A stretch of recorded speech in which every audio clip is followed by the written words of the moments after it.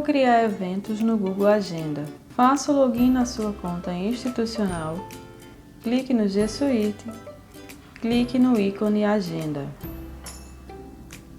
Na lateral esquerda da tela, clique em Criar.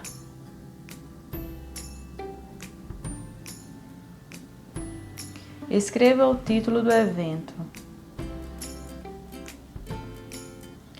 Defina o dia e horário.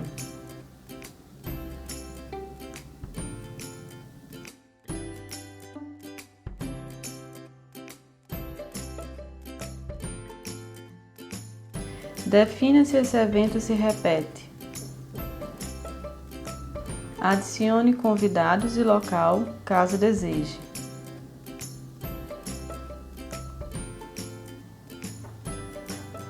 Escreva uma breve descrição do evento.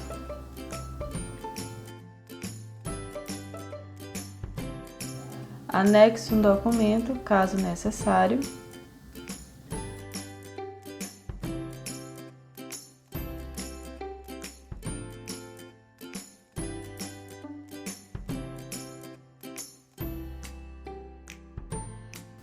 Clique em salvar.